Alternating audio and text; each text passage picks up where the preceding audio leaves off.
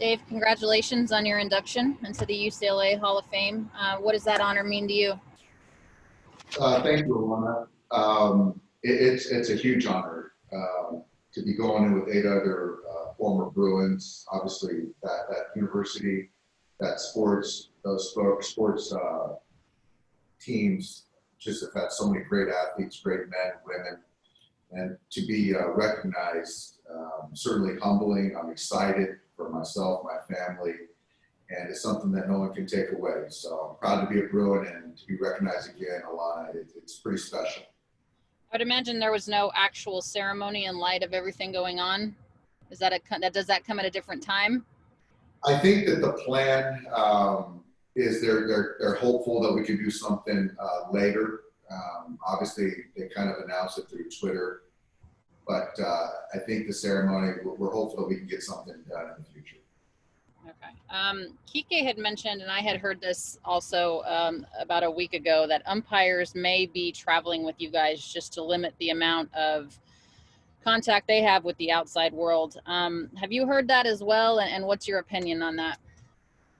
Yeah, I think that it just speaks to things are a lot different, and so it might happen. I think it's a last resort type thing, but I think to obviously the geographics, not allowing people to travel, cross timelines or as little as possible, and to keep those guys away from commercial flights.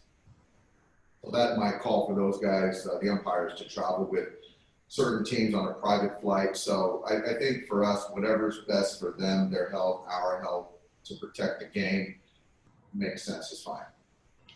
Thank you. Max Muncy looked good in the couple of at-bats that he had yesterday. Obviously, you said that his swing wasn't hindered by the finger, just more of the defensive stuff. What did you see from him at the plate, and when can we anticipate him playing defense? Yeah, I was really excited about the way he swung the bat and just seeing pitches and taking balls, swinging the strikes. Right now, he's got a simulated game with Grove. So he's going to take some more bats with Lux and Pollock. But I think that as far as defense, he took some grounders yesterday. So I think that, Thursday, Friday, tomorrow or Friday is certainly a good option. Okay. Is Chris Taylor okay? A late scratch yesterday? Yeah, we just decided to give him a day. He's fine. He's been grinding, but he's back in there today. Okay. Thank you, Dave. Yep. Next question is from Dave Vassay. Go ahead, Dave. What did you think about Kenley last night, Dave, all things considered? All things considered, A+. Velocity was fine. The command was really good.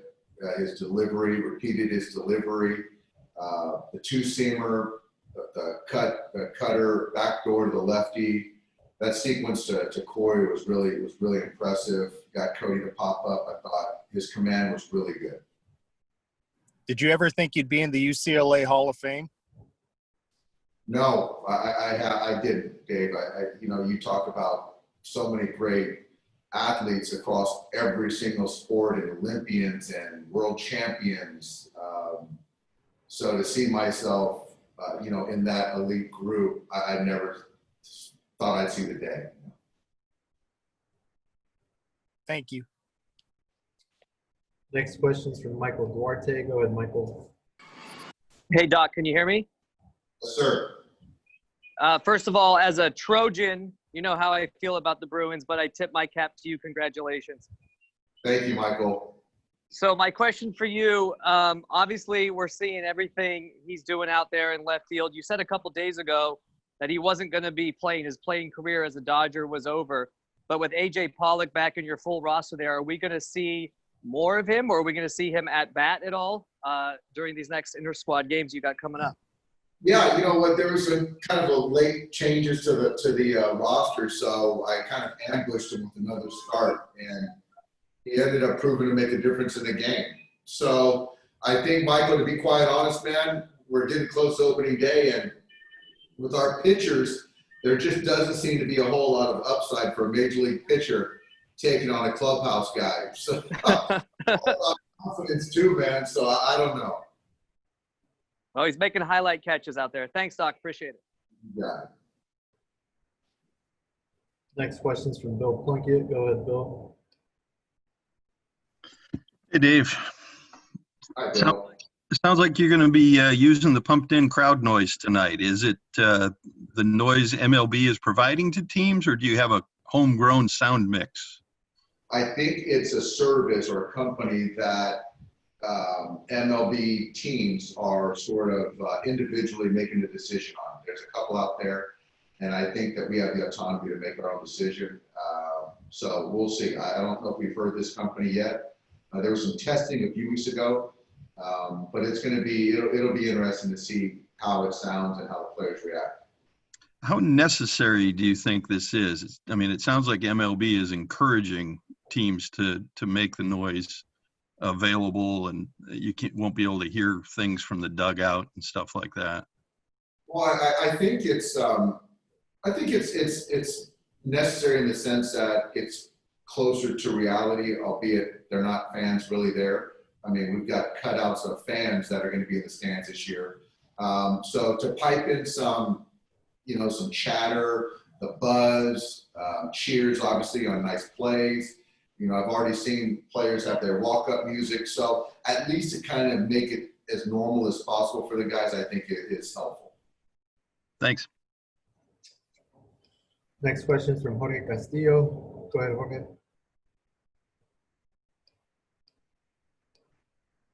Go ahead, Jorge.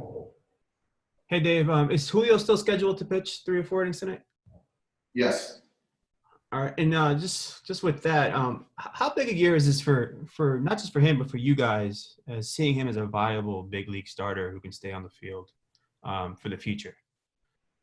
And I say, every year is a big year, but certainly with the shortened season, taking the reins off Julio, he's had a great off-season, quarantine, spring training, original spring training. He looks great. His body feels good.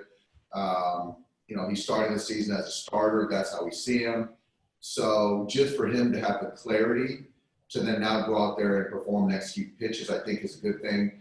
But, Julio's got a good head and very mature beyond his years. And it's just one of those things we just want him to take it start to start and see where it leads us. But I expect a lot of good things from him. Just with the shortened season, does that change how you handle his starts, whether it's, allow him to throw more pitches and pitching deeper into games? Does that change anything? I don't think so. I think that, it's all contingent on how he builds up to his first start. And obviously with days rest, it's going to be a 10 to 12 start situation in the regular season, I would guess. But you also have more guys on the back end with an expanded roster early. But that's all contingent on how he's feeling, how he's pitching. Thank you. Next question is from Rowan Kavner. Go ahead, Rowan. Hey, Dave. Kind of along those lines with Julio, you mentioned not a whole lot will change for him. What, if anything, do you think will change in terms of how teams handle their pitchers because of this shortened season? I think that, teams, managers certainly see the world differently. But I do think that overall people will be a little bit more aggressive. And they've been more aggressive, obviously, in recent years as far as accessing guys in the pen, and I see that trend continuing this year. Thank you.